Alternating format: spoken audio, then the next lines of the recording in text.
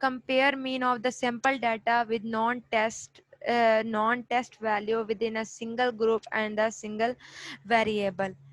अ, सारे टेस्ट जो है ना, जो भी अभी हम ट्रेडिशनल में पढ़ेंगे वो जो है मीन का कंपैरिजन करते हैं।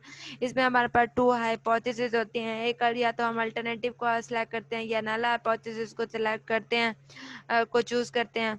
और इसमें जो ये है ट्रेडिशनल अप्रोच है, और वन सैम्पल टी टेस्ट जो है ट्रेडिशनल अप्रोच है, work well for small data, बहुत ही थोड़े से डाटा के लिए। ये जो अगर आपके पास एक फॉर एग्जांपल एक कंपनी है, उसकी पेज है, अगर उसे 10-12 एम्प्लॉयज हैं उनकी कंपनी, तो एक बहुत ही स्मॉल डाटा को मेजर करने के लिए जो है one sample T test use करते हैं। नेक्स्ट है वन सैम्पल टी टेस्ट की कुछ एजम्पशन। हर टेस्ट की कोई ना कोई एजम्पशंस होती हैं, और अगर वो आप मतलब कि कोई ए अजम्पशन में से एक अजम्पशन भी रॉन्ग आ जाती है तो आप जो रिजल्ट्स हैं वो इनवैलिड हो जाते हैं। सबसे पहले जो वन सैम्पल टी टेस्ट में है वो है डाटा इज इंडिपेंडेंट, यानी कि डाटा जो है वो इंडिपेंडेंट हो। जैसे कि अगर हमने किसी कंपनी की पे लिया ना, तो हम पे ही बात करेंगे, ना कि उससे रिलेटेड टाइम या टर्नओवर या कुछ और नहीं। बल्कि अगर हमने सिर्फ उसमें डिपेंडेंट को रिलेट नहीं करेंगे, बल्कि जब हमने डाटा जो है वो इंडिपेंडेंट होना चाहिए। Data is collected randomly. किसी भी स्टैटिस्टिकली टेस्ट में ये जो रैंडमली डाटा है ना, ये एक यूनिवर्सल ट्रूथ ही इसको समझा जाता है, कितना इसको सही समझा जाता है। और the data is approximately normally distributed. Data जो है वो नॉर्मली डिस्ट्रीब्यूटेड होना चाहिए होता है। और वन सैम्पल टी टेस्ट में जैसे कि हमने लास्ट में बात की कि हाइपोथेसिस होते हैं, दो हाइपोथेसिस आते हैं मीन के।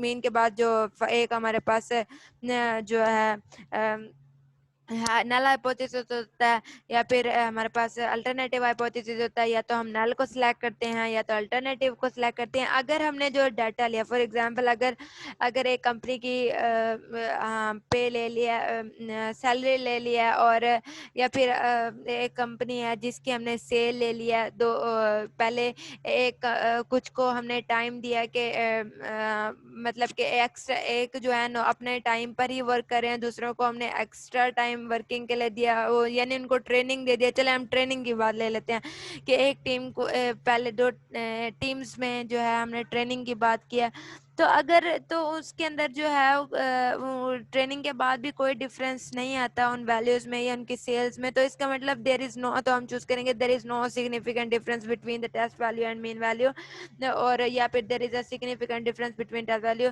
यहाँ पर हमने जस्ट एक सैलरी लिया, वन सैम्पल टी टेस्ट में हमने सिंपल सी बात किया कि यहाँ पर एक सैलरी लिया मैंने, जैसे कि गवर्नमेंट ने ऐलान किया था कि 12,000 सैलरी जो है हर मजदूर की, चाहे वो जो भी काम कर रहा, तो उसकी एटलीस्ट 12,000 सैलरी का एक स्केल रखा था। तो उसी स्केल पे हम इसको मैयर कर रहे हैं कि जो हमने कंपनी की सैलरीज ली हैं, क्या वो उस ग्रुप की सैलरीज इससे रिलेट करती भी हैं या नहीं। तो उसके बाद फिर हम इनमें से नल या अल्टरनेटिव हाइपोथेसिस सिलेक्ट करेंगे।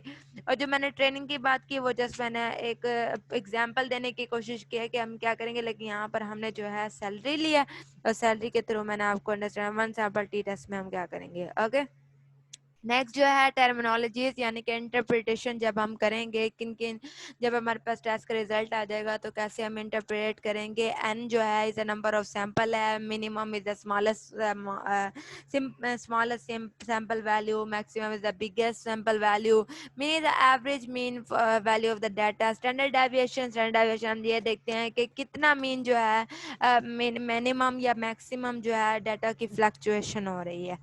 वन सैम्पल टी टेस्ट में हम ये भी देखते हैं कि टी वैल्यू जो है इन indicate the significance.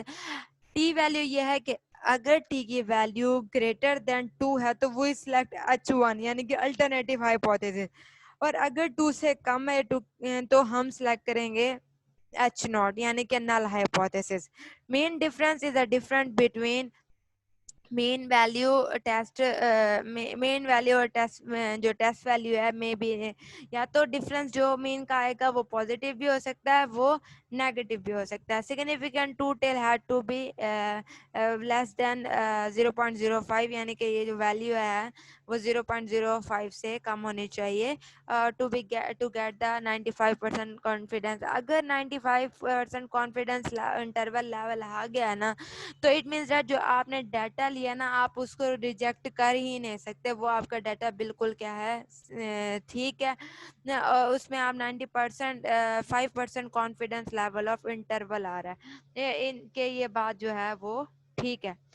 In social sciences extendable to 0.01, अगर तो है अगर हम सोशल साइंसेस बिहेवियर के स्टूडेंट के तौर पर देखें तो हम इसको जो कह रहे हैं कि 90% तक जो है इसको एक्सटेंड कर सकते हैं, क्योंकि उसमें ह्यूमन बिहेवियर में आपको पता है डिफरेंट कंडीशंस जो हैं वो ऐड हो जाती हैं, लाइक दैट मूड पे डिपेंड करता है और उस पे, तो because involvement of the human behaviour हो जाती है, तो उसकी वजह से हम 0.01% तक इसको एक्सटेंड कर सकते हैं। That's all.